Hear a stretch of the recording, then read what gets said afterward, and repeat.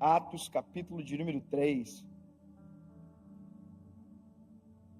Quem encontrou, diz a palavra: Pedro e João subiam juntos para o templo na hora da oração. Amém. One day, Peter and John. Oh my God. É que tem uma Bíblia em inglês aqui. Oh yes. We're going up to the temple at the time of prayer. Oh God. Esse é o texto, essa é a base da nossa caminhada. Eu quero que você preste atenção nos dois personagens que estão subindo para o templo na hora da oração. Olha, Pedro e João são dois seres completamente distintos um do outro. Nós temos o Pedro, que é o sanguíneo, nós temos o João, que é o coraçãozinho quentinho. Nós temos um que é o bravo, e nós temos do outro lado um que é extremamente calmo, amoroso. Quando você vê as histórias dos dois, nos 4 evangelhos, você entende que há uma, água e vinho, uma diferença muito grande. Inclusive, quando nós fomos colocar o nome do nosso filho, do primeiro filho, nós colocamos João, e a minha referência maior é o João, apóstolo João, discípulo João, por conta do coração dele. Você vai ver que João é o único que não morreu por uma morte trágica, morreu de velhinho. Tentaram fazer de tudo para que ele morresse. Ele não morreu de morte trágica, ele morreu de velhinho numa ilha chamada Patmos, a ilha da serpente. Colocaram ele lá para que ele morresse atacado por uma cobra, que ele morresse morto por uma fera, mas a Bíblia diz que ele não morreu dessa forma. Ele morreu de velho. Não estou dizendo que Pedro seja inferior a ele, jamais. Mas o que eu amo muito no João é que você vê João ficando com Jesus até o final na cruz. Jesus está na cruz e João está embaixo, olhando para Jesus. Ele é o único que permanece. E o último suspiro de Jesus, a fala que antecedeu foi: João, a partir de agora Maria é sua mãe. E ele olhou para Maria e disse: mãe, agora o João é o seu filho.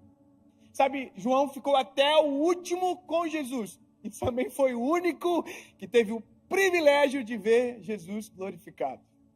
Lá em Apocalipse, no final de tudo, a Bíblia diz que ele estava andando e ouviu uma voz. A Bíblia diz: e quando me virei para ver, oh, aleluia, dos seus olhos saíam chamas de fogo. Oh, aleluia. Ele ficou com Jesus até o final e foi o único que viu Jesus glorificado. Eu vou encurtar a história. Eu quero que você entenda que daqui temos uma referência muito linda, João, e temos o Pedro, que também é extremamente lindo, corajoso. O Pedro, ele é muito doido. eu sempre digo que toda vez que eu leio a Bíblia, eu queria ser João, mas eu sou Pedro. Ansioso, afoito. Eu tenho histórias que eu tenho um pouco de agonia quando eu leio do Pedro, que eu digo assim: como é que Jesus não demitiu Pedro por justa causa? Uma das coisas, eu vou só lembrar uma história, porque eu quero me fixar no texto, mas uma das histórias de Pedro é Jesus que curou aquela mulher do fluxo de sangue. Lembra? A Bíblia diz que havia uma multidão apertando Jesus. Jesus para, uma multidão está sufocando ele, Jesus para e diz: alguém me tocou. E o Pedro viu que tinha uma multidão tocando Jesus. O Pedro faz isso aqui, ó. Excuse me? Excuse me, com licença. Com licença. Como assim alguém te tocou? A multidão te aperta. Era como se Pedro estivesse falando para Jesus assim, ó. Pedro era carnal. Jesus tinha que ter dito para Pedro assim: Pedro, cala a tua boca, Pedro. Mas Jesus estava treinando Pedro. Jesus olha para Pedro e diz: ô Pedro, eu senti que de mim saiu virtude. Alguém me tocou diferente. Parece que eu vejo que Pedro fez assim: ai, não entendi. Porque a visão de Pedro era uma, a visão de Jesus era outra. Pedro deu uma facada no servo do sumo sacerdote. Pedro teve a ousadia de pedir para andar sobre as águas. Era para ter João ido. Se a gente é Jesus e o Pedro pede, a gente fala assim: Pedro, menos, Pedro. João, vem. Porque a gente trata assim com muito mérito E Jesus trata com graça.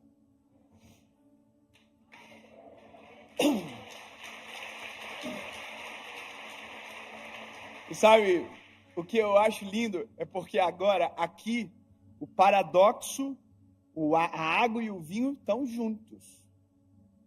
Indo para o templo, na hora da oração. Ou seja, nós podemos ser até diferentes, mas se tivermos o mesmo propósito, a gente consegue andar junto. Espera aí, temos que ter um consenso da irmandade aqui hoje.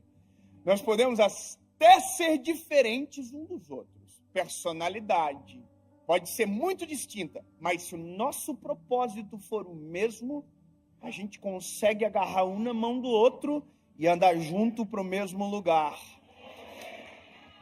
O que divide as pessoas não é a diferença de personalidade, é a diferença de propósitos. Olha, eu e minha esposa, nós temos personalidades completamente distintas uma da outra. Eu sou o Pedro, ela é o João no casamento. Mas como a gente tem um propósito, a gente está 10 anos juntos. E vai ser até que a morte nos separe. Agora, eu fiquei lendo esse texto algumas vezes porque eu queria entender algumas coisas. Primeiro, Pedro e João juntos, ok. Primeiro, é lindo ver isso. Segundo, é que Jesus não está agora na receita.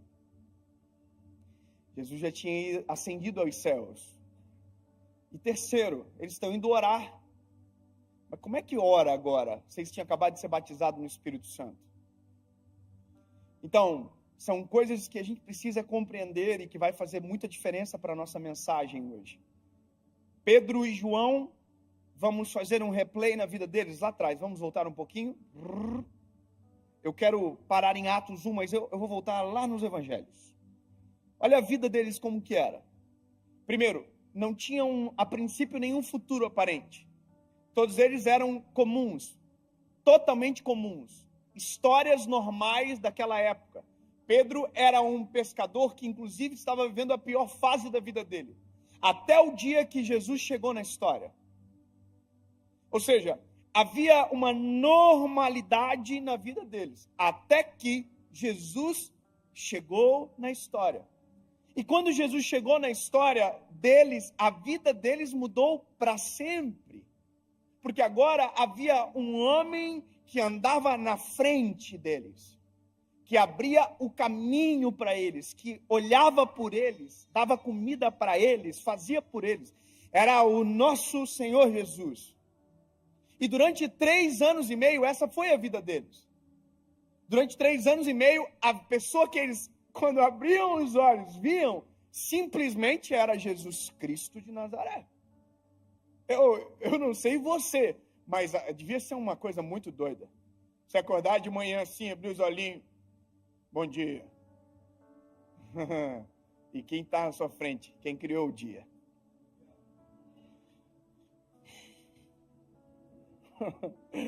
Porque tudo veio dele. Sabe, imagina o que era ouvir a pregação da palavra pela palavra.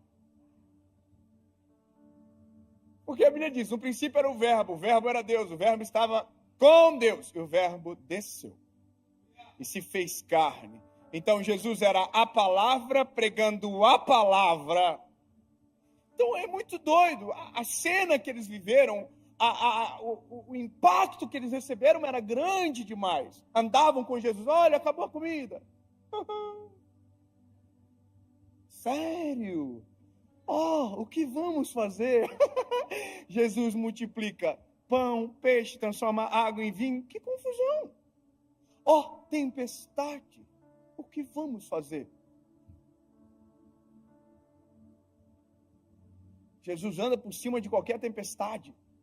Então, durante 3 anos e meio, eles foram expostos a uma vida radical, sabe, de milagres extraordinários, de poder, de glória. E, de repente, Jesus diz, tchau. Eu vou vos preparar um lugar. E da mesma maneira que eu voltarei para buscar vocês. E aí Jesus diz o seguinte, mas eu não vos deixarei sozinhos. Oh, aleluia. Quanta sensibilidade de Jesus em olhar para eles e dizer assim, se vocês ficarem sozinhos agora, vocês não vai rolar. E essa promessa não era para eles somente, era para nós todos. Sabe, então Jesus diz, eu não vos deixarei só, eu enviarei o meu Consolador, que estará com vocês todos os dias, e vos fará lembrar de tudo que eu fiz. Aí a Bíblia diz o seguinte, ele vai além, e em meu nome, vocês farão obras maiores do que estas. Aí você tem que imaginar os discípulos assim, fazendo recapitulando de história de 3 anos e meio para trás, imaginando tudo que Jesus fez. Imagina assim, olhando para você, maior do que isso, não vai rolar não. É que eles ainda não conheciam aquilo que o Senhor havia de derramar sobre eles. E aí, a Bíblia diz que Jesus morre na cruz, ao 3º dia ele ressuscita, ele peregrina por mais um período de tempo muito curto, para coisas pontuais, e ascende aos céus. E Atos começa com Cristo ascendendo aos céus. E essa é a história que nos dá a entrada para o que nós acabamos de ler. Só que tem um detalhe muito importante. E o detalhe muito importante é que havia uma promessa de Jesus sobre os homens, sobre Pedro, sobre João, e que era a descida do Espírito Santo sobre eles. Sabe, era o que geraria dentro deles algo sobrenatural. Até então, quando nós olhamos para a palavra, o Espírito não era derramado sobre toda a carne, o Espírito era derramado sobre um por geração. Sansão, Moisés, Abraão. Deus levantava um homem, e aquele era aquele que tinha um acesso. E aí quando nós olhamos, por exemplo, para a parte onde havia a Arca da Aliança, apenas um homem tinha acesso à presença do Eterno. E esse era o sacerdote. Não eram todos que acessavam, não eram todos que recebiam, não eram todos que contemplavam, poucos eram os escolhidos. Não foi uma geração de Sansão, foi um Sansão para uma geração. Sabe? Então, quando você olha toda essa história, você começa a entender agora a expectativa que está pairando sobre o coração dos discípulos. Olha, o que virá sobre nós? O que será derramado sobre nós? E a Bíblia diz que eles estavam no templo, adorando e bendizendo o nome do Senhor, até que o Espírito descesse sobre. Interessante porque não tem Jesus na receita, não tem Espírito Santo na receita, porque nada ainda aconteceu. E Deus está no céu. Então, eles adoram e não sentem nada, clamam e não sentem nada, há um vazio. Se a gente imaginar, existe um eco, um limbo da resposta, da voz. Imagina o que foi para eles permanecerem, sendo que 3 anos e meio eles acordavam e Jesus estava ali. Imagina o que foi para eles saber que a próxima tempestade que eles entrassem não teria possibilidade de Jesus vir andando sobre as águas, porque agora Jesus não estava mais ali. Havia um senso de responsabilidade, como a gente precisa do Espírito, disso que ele prometeu logo, porque senão a gente vai padecer, porque agora a nossa vida depende disso. E aí a Bíblia diz que eles estavam no tempo todo dia, adorando e bendizendo o nome do Senhor, até que Atos capítulo 2 chega na nossa história, que é para nós também. Estavam todos reunidos no mesmo lugar. Quando de repente um vento impetuoso encheu a casa onde eles estavam assentados, e foram ouvidas línguas repartidas como que de fogo. E todos que ali estavam foram cheios do Espírito Santo de Deus. Tem gente do manto aqui? Vai fazer muita diferença. Tem alguém do manto aqui? Tem alguém aqui que fala pelo menos uns 3 idiomas de língua estranha? Uns 4? Sabe, eu quero que você entenda essa experiência. Eles foram batizados no Espírito Santo. Imagina a loucura. Pela primeira vez, nunca viram ninguém manifestando a presença daquele jeito. De repente, é eles que estão aqui, ó. A Bíblia diz que a coisa era muito doida, era uma loucura. Sabe, não dava para compreender a ponto de quem estava fora pensar que quem estava dentro estava embriagado. Agora, olha que doideira. Eles viveram uma epifania, uma experiência espiritual absurda. E agora, o que acontece depois? Agora entra a pregação. Eu quero começar a pregar agora. O que acontece depois? Vou dizer para nós, às vezes, o que acontece. A gente é assim, ó. A gente não vem muitas vezes para ir para o culto. Tome. A gente, às vezes, não tem muita comunhão com Deus. Aí tem um dia que a gente sente a presença de Deus como nunca. Vai chorando no carro embora. Oh, que coisa boa. E nunca mais volta. Porque na nossa cabeça a gente tem um depósito. E a partir do momento que o depósito está cheio, a gente não precisa mais voltar para reabastecer. É como se fosse uma gasolina infinita que não é. A gente precisa de comunhão, né? Então, se a gente fosse o Pedro e João, batizado do Espírito Santo, precisa orar por um mês, não precisa nada. Vamos para casa, vamos ficar em boa, de férias. E acabou. Só que o que me irrita é que o Pedro e João são tão crentes que eles estão indo para o templo na hora da oração. Eles acabaram de estar no manto, acabaram de ver 3.000 almas aceitando a Cristo como Salvador, e eles estão assim, vamos para o templo? Bora, vamos orar. Mas por quê? Porque quanto mais a gente tem, mais a gente quer ter. Porque quanto mais da presença, melhor. Quanto mais comunhão com o Senhor, melhor. Quanto mais vida no altar, melhor. Quanto mais cheio da presença, melhor. Porque não é o fato de ser cheio, é o fato de transbordar a presença e alcançar quem está à nossa volta. Sabe, então, quando nós recebemos o Espírito Santo, de verdade, veja, de verdade, nossa vida se altera. Eu vou te dizer, nós temos algumas expectativas que são equivocadas sobre a descida do Espírito Santo. Sobre nós recebermos o Espírito Santo, de verdade.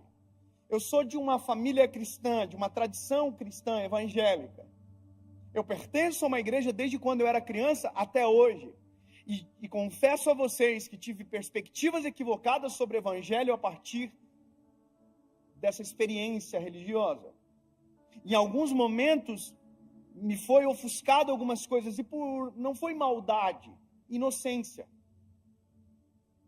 Porque na nossa cabeça, quando nós recebemos o Espírito Santo, quando nós, somos cheios da glória de Deus, nos dá a impressão que somos melhores do que alguém. Nos dá a impressão que nós vamos para um outro andar da vida. E a gente fica, se não cuidar, soberbo. A gente olha para as pessoas assim, ó. Sou mais santo que você. Sou melhor que você. Eu não me misturo. Tem gente que não entendeu de verdade o que é ser cheio do Espírito Santo ainda. Eu vou falar, tem gente que acha que ser cheio do Espírito Santo é falar 200 idiomas de língua estranha. Não é. Tem gente que acha que ser cheio do Espírito Santo é aquele que dá glória e deu mais alto. Não é. E isso eu vou te falar uma coisa que é bem verdade. Eu sou do manto. Eu sou bocudo na igreja, irmão. Eu não consigo ficar... Eu quase perco a voz no louvor e eu não sei cantar. Talvez seja por isso, né? Mas tem gente na igreja que é quietinho. Você já viu? Tem gente que é...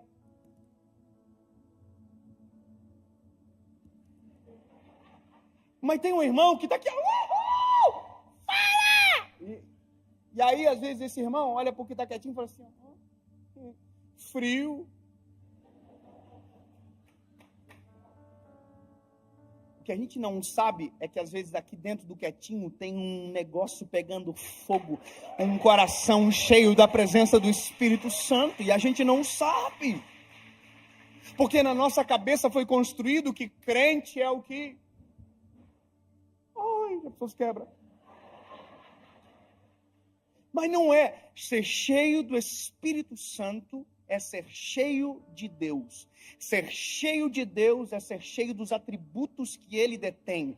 Ser cheio de Deus é ser cheio de amor, benevolência, compaixão, misericórdia, justiça.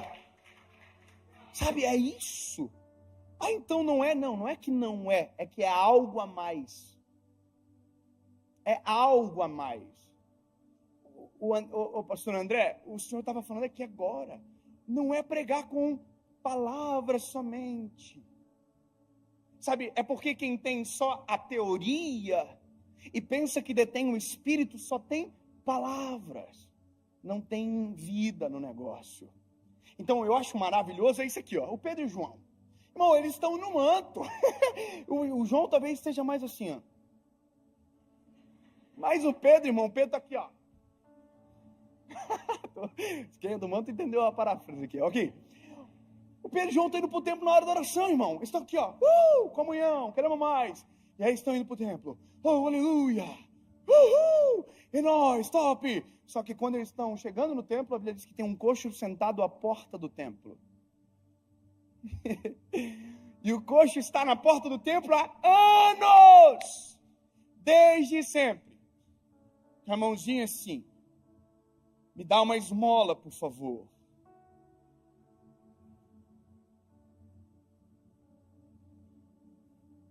Só que o Pedro e o João estão cheios do Espírito Santo, irmão. Eles têm negócio para acontecer na igreja agora. O compromisso deles é lá dentro, eles vão orar. Não é verdade? Não tem nada que ficar olhando para o lado, não. Meu compromisso é com a palavra. Não, seu compromisso é com o próximo. O compromisso de quem está cheio do Espírito Santo é com a vontade do Senhor.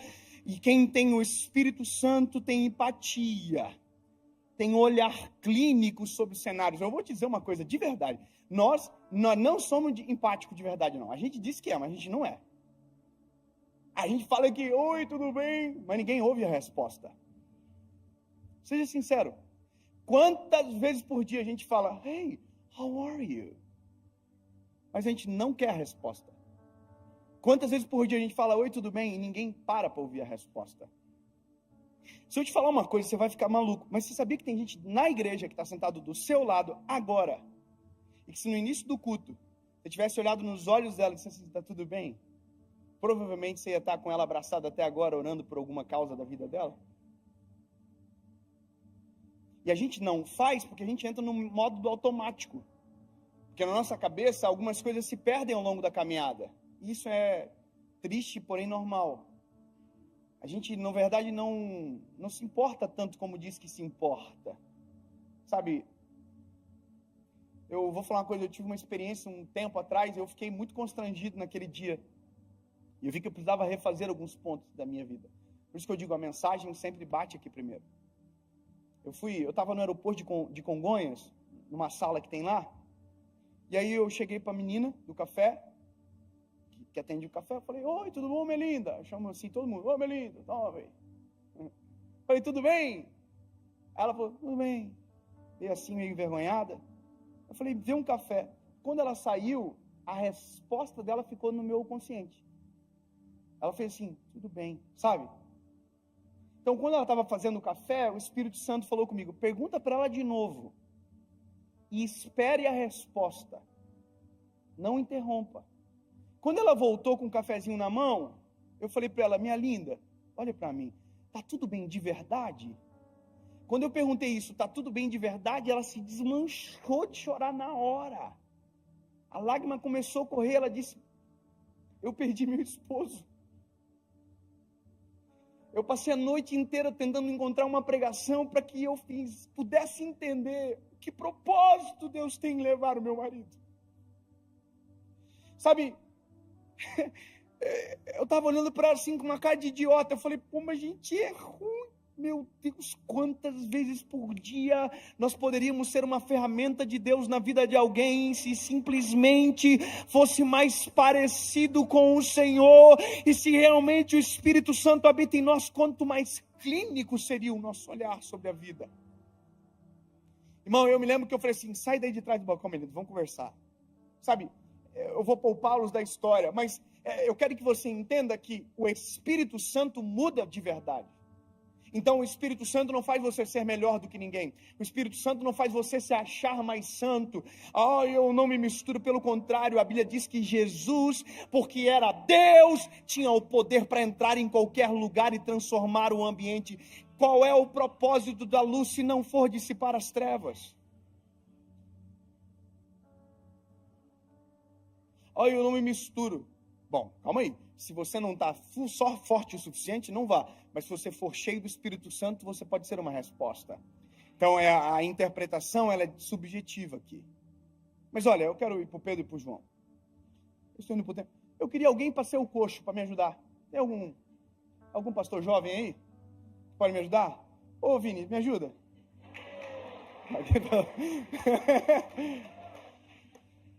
Ô, Vini, vem cá, Vini. Ô, Vini, vai ser o coxo, mas é só aqui, é só mera interpretação. Ô, Vini, vem cá. Você vai ser o coxo, tá? Você já interpretou assim, teatro na igreja?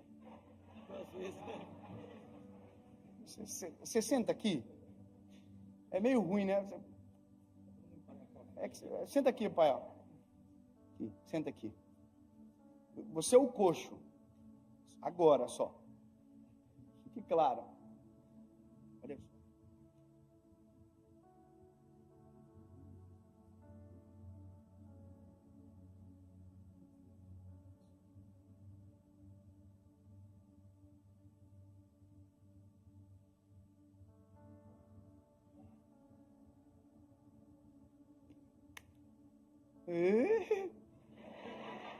Banda de curiosos.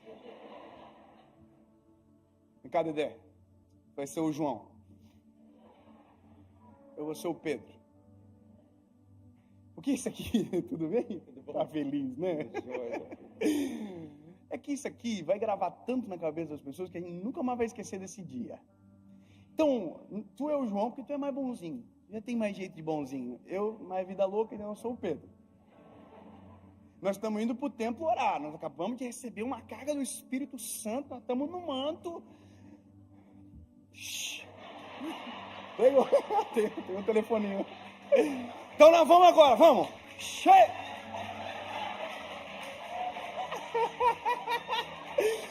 Aí a Bíblia diz que quando a gente estiver chegando na porta do templo, tem um coxo.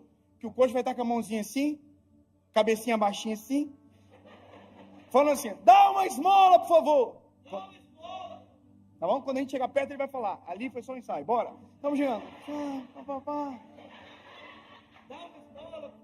Aqui é uma coisa que a gente tem que decidir. Ou a gente vai para o compromisso, está lá dentro, ou a gente entende que tem um compromisso mais importante para aqui agora, aqui fora. Sabe? Lá a gente vai ter que descobrir, ou a gente vai pela reputação, porque o que vão dizer se eu não for, ou a gente fica aqui fora para resolver aquilo que é o chamado de Deus sobre nós para aquele momento agora. Então vamos mais perto para nós não cansar.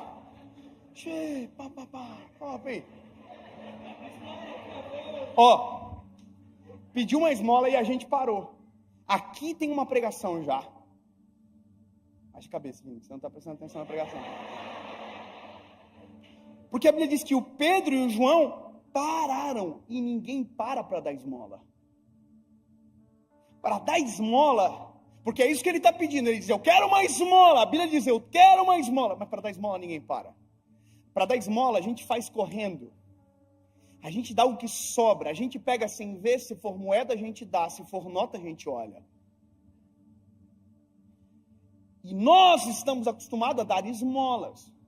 Porque esmola não tem vínculo, esmola é mais rápido, esmola não exige tempo, esmola não tem preocupação genuína, esmola a gente pode dizer assim, Deus te abençoe, mas na verdade a gente não quer nem ligar. Então quando Pedro e o João param, eles já estão pregando para nós, para aquele tempo e para o coxo. Ele está dizendo, eu me importo, porque só para quem se importa, só para quem é cheio do Espírito Santo. Sabe, e aí a gente diz um negócio, João, a gente olha para o coxo e fala assim, olha para nós. Uau! Sabe, eu estou dizendo para você assim, não há diferença entre eu e você. Olha nos olhos, você já viu que gente que tem senso de inferioridade não consegue olhar ninguém nos olhos? Por quê? Porque a pessoa se sente inferior. Você sabia que até no cumprimento a gente consegue fazer alguém se sentir inferior? Você sabia que na nossa forma de tratar a gente consegue fazer alguém se sentir inferior? A gente consegue fazer se sentir importante, se sentir inferior do jeito que a gente quiser, numa fala, num olhar, numa pegada de mão. Você sabia que se eu pego a mão de alguém e eu viro a mão dela para baixo, eu estou falando assim, eu sou superior a você? Você já viu o presidente dos Estados Unidos aqui, o ex? Como ele fazia? Ele fazia assim, ó. Sabe o que é isso? Eu sou mais importante. Isso é uma linguagem silenciosa. Quando eu digo que nós somos iguais, a gente pega a mão assim. Quando eu me sinto inferior a você, eu sempre faço assim. Entende? E quando eu não olho nos teus olhos, eu estou dizendo, eu não tenho essa liberdade. Só que por isso que eu acho que é interessante, porque o Pedro João diz, para quem está pedindo esmola sentado no chão, olha para nós. E agora vai ficar frustrante para o coxo.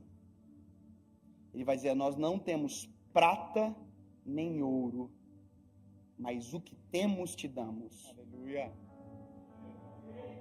André, eu vou liberar o senhor, porque o senhor não é pastor, senão eu vou ficar chateando, eu quero que o senhor fique com a cacilar. Vou ficar só com o coxo. Eu só queria que viesse comigo no manto aqui. Obrigado, André. Vai voltar, né, João? Vou ficar sozinho aqui, porque aqui vai demorar. Eu não quero que você... Mas obrigado, tá? Nós não temos prata nem ouro. Aí o coxo fala assim, eita. Sabe, aqui tem uma mensagem muito silenciosa também. Porque o coxo não estava pedindo prata e ouro. O coxo estava pedindo esmola. Sabe, isso demonstra que existe uma distância muito grande entre desejo e necessidade. Sabe, desejo é o que eu penso que preciso, necessidade é o que eu necessito e às vezes não sei dizer com palavras. Sabe, às vezes tem gente que vem aqui no altar e diz, Jesus, eu preciso de uma casa maior, sendo que precisava de um lar estruturado que caberia em qualquer casa. Sabe, às vezes o nosso desejo é a necessidade é totalmente diferente. Ai, Senhor, eu preciso colocar meu filho no colégio melhor. Não, às vezes você precisa ser um pai melhor. Sabe, a gente coloca em detrimento de algo que não é a realidade, às vezes só para ofuscar. Então, o coxo pensa que precisa de esmola. Então, por isso que Pedro e João diz, nós não temos prata nem ouro. Ele está dizendo, nem tudo que você pode pensar que é o seu desejo é o que nós vamos te dar. Porque não é o que você deseja, é o que você precisa. Para pensar que esse coxo era levado à porta todos os dias. Sabe o que é isso? Todos os dias tinha alguém que dava para ele o que ele desejava, mas nunca o que ele precisava. Ele precisava era andar, não era ser carregado. E a gente gosta às vezes de carregar do que ensinar a andar. Porque a assistência dá crédito. Sabe, levar para a porta às vezes pode ser até mais confortável. Eu sou encantado nesses dois meninos, porque eles estão tão cheios do Espírito Santo, que eles olharam a mais e disseram, nem prata nem ouro nós temos para te dar, mas o que temos, isso te damos. Levanta e anda.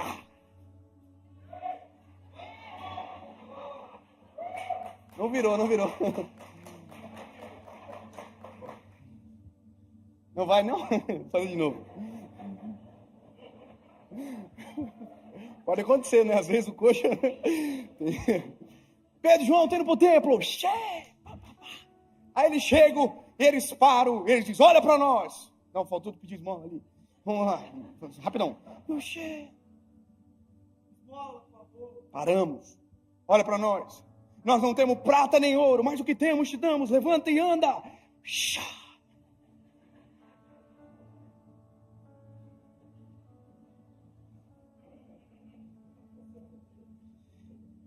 Gente, a gente tinha uma rixa antiga, não é, né, Vini? Não, brincadeira. Ô, Vini, coxo, sorry. Eu sei que você não está levantando isso, você está certo em não levantar. Quem está errado é eu. Na verdade, quem está errado é a gente, que acha que só com palavra resolve a vida dos outros. Levanta e anda. E aí? Jesus te ama. E aí? Já sabia? E aí, irmão? É só palavra mesmo? É só teoria? Eu quero dizer para você que uma das coisas que o Espírito Santo provoca em nós é ser como Jesus é. Quando eu olho para aquela parábola do bom samaritano, a Bíblia diz que o Senhor desceu do seu cavalo, abaixou na altura daquele que estava caído ao chão, atou as feridas, aleluia, colocou no seu cavalo, levou para uma estalagem, pagou a conta e disse: eu vou voltar, e se tiver mais algo para pagar, eu pago.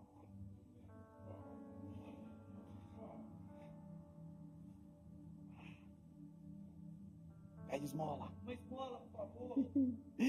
Oh, aleluia. Nós não temos prata nem ouro. Desculpa, olha para nós. Eu não tenho prata nem ouro, mas o que eu tenho, isso te dou. Aleluia. Só dá quem tem, sabe? Quem tem é diferente. Ninguém dá do que não tem. Então, o que eu tenho te dou. Levanta e anda. Aí a Bíblia diz: e tomando pela mão direita, levantaram.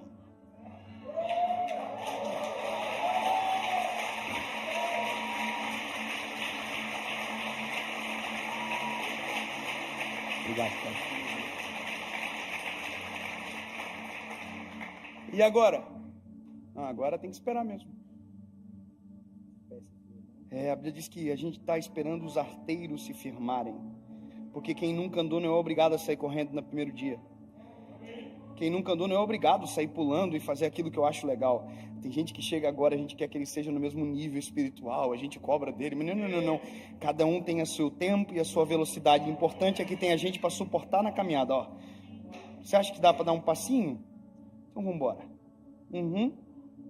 Boa.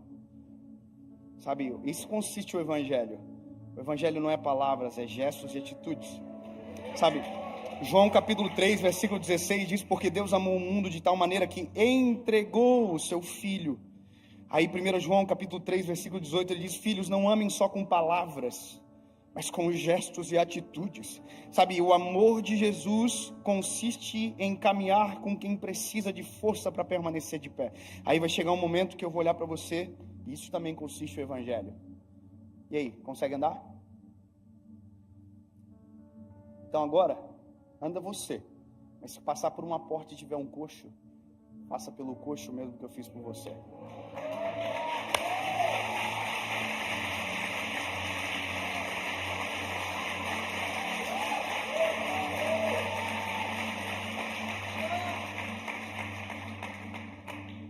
O dia que eu entendi isso, o dia que eu li, sabe, que eu vi o panorama desenhado completo, ele levantou, aleluia, e esperou firmar os arteiros. Eu fico imaginando quem estava em volta dizendo assim: caraca, mano, nunca vimos ele andar, e ele está de pé. Aí a Bíblia diz que o coxo está aqui, ó. E o Pedro e João estão segurando ele, dando suporte. Olha que lindo, isso é igreja, dando suporte. Firmou os arteiros, agora está preparado. Sabe, a empatia é de reconhecer que nem todos caminham da mesma velocidade que a gente. Me lembro uma vez que eu estava com a minha esposa em um lugar e alguém aceitou Jesus, e a pessoa lá de trás falou e a minha esposa ouviu: aceitando Jesus e me devendo aí, ó.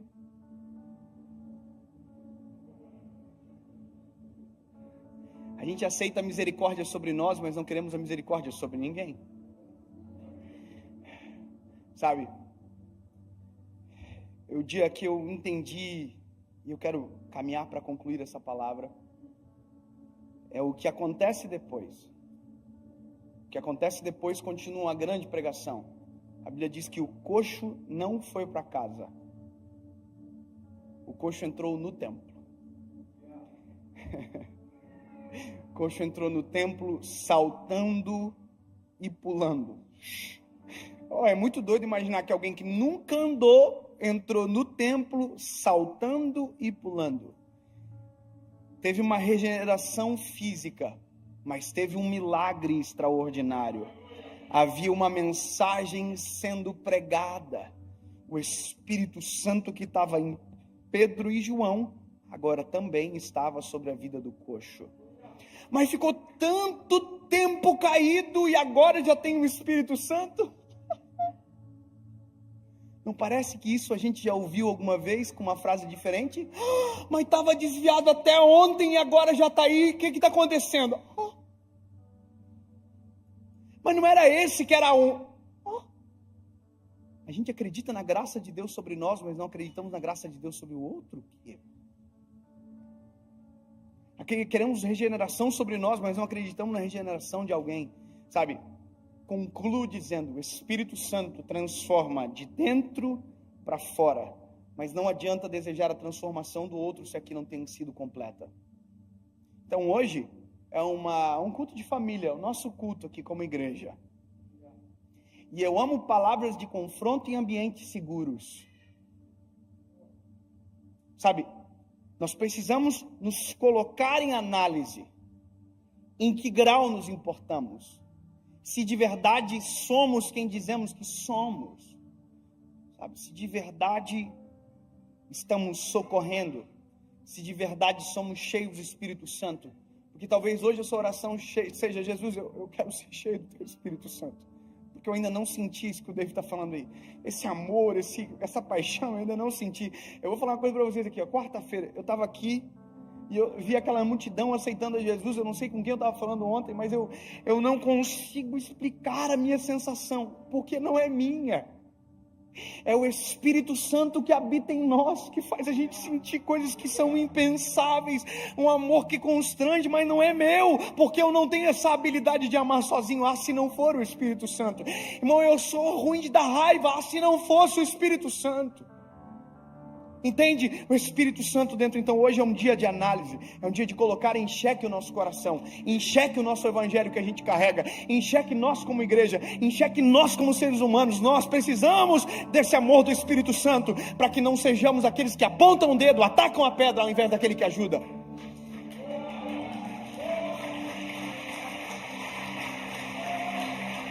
Sabe? Porque o mesmo Pedro e o mesmo João que passou pela porta e viu o coxo, podia ser um Pedro e João que passasse pela porta e dissesse assim: está aqui porque quer, está aqui porque merece, está aqui porque só toma a decisão errada, está aqui porque é ruim. Só não esquece que você era o ruim antes, algum tempo atrás, aqui agora há pouquinho, 5 minutinhos atrás, você que era o que estava na porta. E se não fosse o Senhor ter socorrido você. Eu vou fazer uma oração diferente aqui essa manhã. E eu quero que seja uma lição silenciosa para você. Talvez haja surpresa, talvez não, mas deixa o Espírito Santo conduzir. Eu vou fazer um pedido aqui, dá porque não tem mais pandemia. Pega na mão de quem está do lado aí.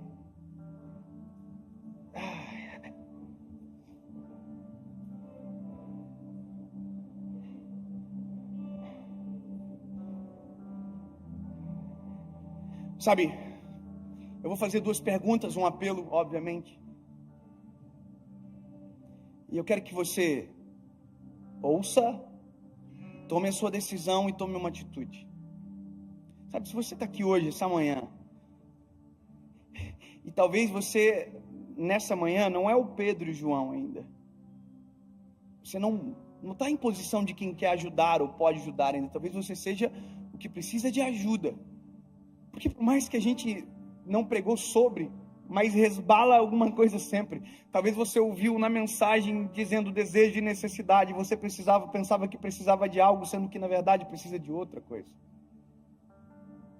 Sabe, se dentro do teu coração hoje paira uma dúvida, sabe, sobre o seu futuro, sobre quem você é, ouça o que eu estou te falando aqui. Se você nunca tomou decisão de se entregar a Jesus, talvez seja essa oportunidade especial para você. Nunca decidiu por Cristo, hoje seja a sua vez. Talvez você nunca ouviu, há muito tempo não ouviu um convite para voltar para casa, e você está longe de casa. Você quer voltar a ser esse Pedro, esse João que um dia você já foi, mas alguma coisa aconteceu no caminho e você foi embora. Eu vou fazer uma terceira pergunta. E a terceira pergunta, ela impacta também quem está perto de você. Se você precisa de um socorro urgente, mas talvez quando você entrou aqui ninguém te perguntou, quem está do teu lado não sabe. 3 perguntas, uma resposta. Dave, eu preciso de um socorro. Dave, eu quero tomar decisão, quero voltar para Jesus. Como eu digo sim? É bem simples, fecha os olhos, pegadinho de mão. Talvez você constranja quem está perto de você agora, mas não tem problema. Isso é o evangelho na prática. Você vai apertar a mão da pessoa que está do seu lado. Você vai escolher alguém ou da direita ou da esquerda. E se você tem que dizer sim, vai apertar a mão assim. 1, 2, 3. Só isso. Estou passando por um perrengue. Eu preciso de oração, preciso de ajuda. Aperta a mão. 1, 2, 3.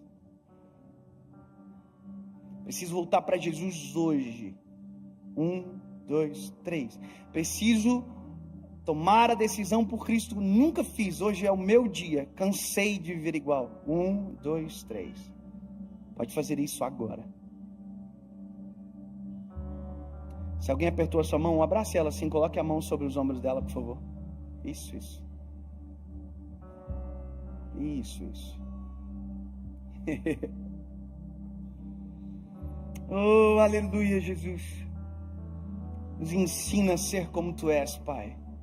Nos ensina a amar como o Senhor ama, a se importar como o Senhor se importa, Jesus. Sim, amigo Espírito Santo, obrigado, Jesus. Obrigado porque essa manhã é uma manhã de cura, é uma manhã de libertação, de transformação, Jesus, de vida nova. Em nome de Jesus, Pai. Em nome de Jesus. Quem teve a mão apertada, fique de pé. Quem teve a mão apertada, fique de pé. Só quem teve a mão apertada por alguém, levanta. Isso. Só quem teve a mão apertada, alguém apertou a sua mão perto de você, levanta. Se alguém apertou a sua mão, só quem teve a mão apertada, não quem apertou. Quem apertou, fica sentadinho. Uau!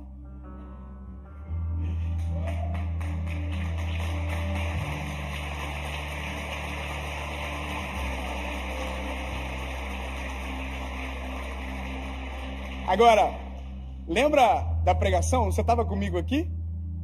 E tomando pela mão direita. Quem apertou essa mão? Pega ele pela mão direita, assim, ó. Levanta ele, levanta. Isso. Oh, aleluia! Levando pela mão direita.